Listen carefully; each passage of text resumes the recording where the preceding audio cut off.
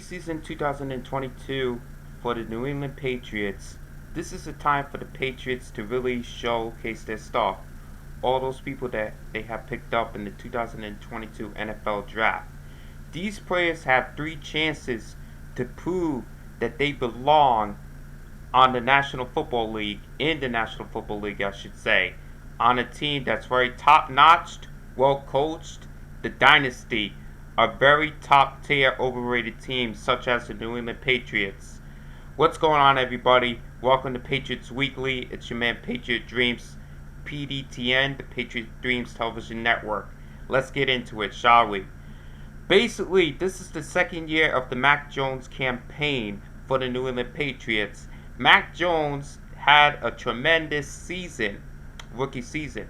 He got thrown into it, but he excelled after Cam Newton, when he played for the Patriots for one season, didn't have a very decent year after playing 15 games. And Brian Hoyer only played one game.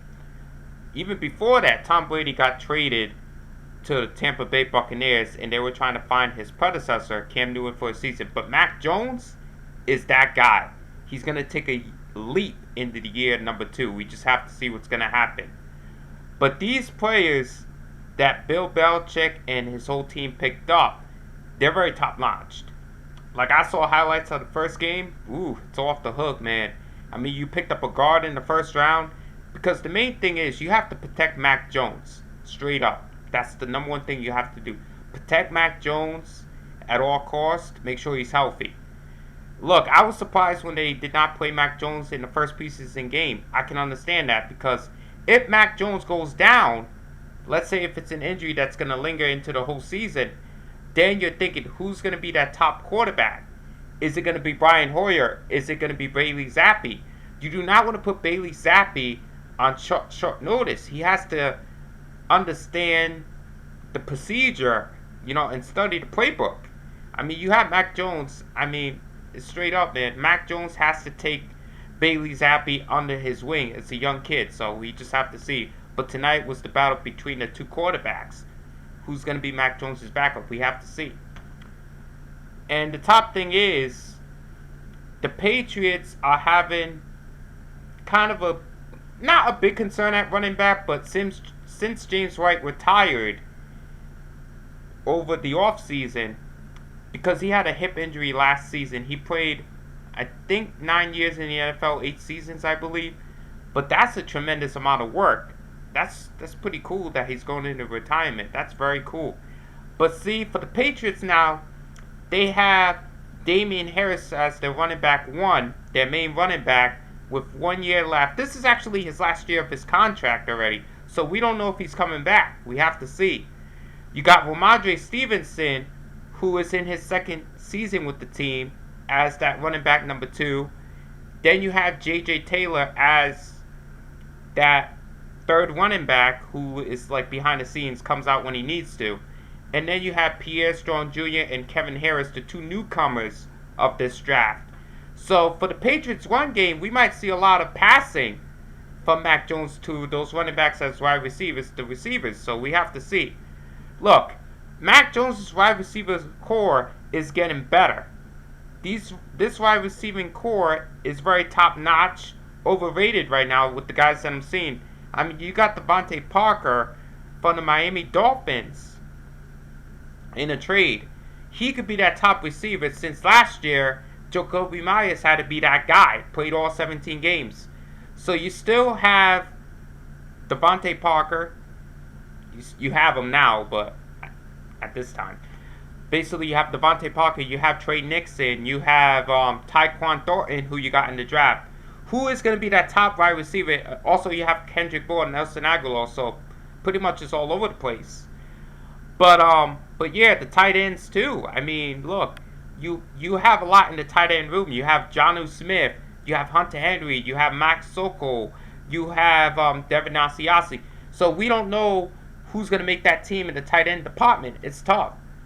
Look, defensively is the main thing too, because look, Dante Hightower is not coming back. I don't see him getting picked up. Kyle Van Noy, I think, went to another team. So pretty much all you're stuck with is Jerron Bentley, Matt Judon, and a whole Raekwon McMillan, all these other gentlemen that are experienced, but they're really going to have to do a lot more. Even the defensive ends have to do a lot more, whoever's down there, even the defensive tackles. So pretty much the Patriots are going to have a lot of pass rushing. So we're just going to have to see what happens with that.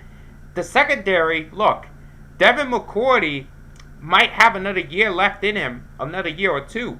He's been there for a long time. We're just going to have to see. I mean, he can't do it alone, pretty much. So it's up to guys like Adrian Phillips, you know, Jalen Mills, all these newcomers to really step up to the plate and really put on a show. Definitely, that's what it is. Look, it's going to take all 11 players on both sides of the ball, 22 altogether, and including those 31 on the sidelines.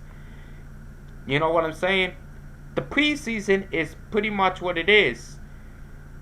Penalties are not a bad thing in the preseason because it's like a rehearsal. But when you get to a real game, it's going to cost you a little bit. And that's one thing that Bill Belichick, as the head coach, really stresses. These Patriots really have to be on their P's and Q's and get to the fundamentals. Look, I could see the Patriots making it to the playoffs, but on a better record. You know, Mac Jones took them last year as a rookie, 10-7, not bad.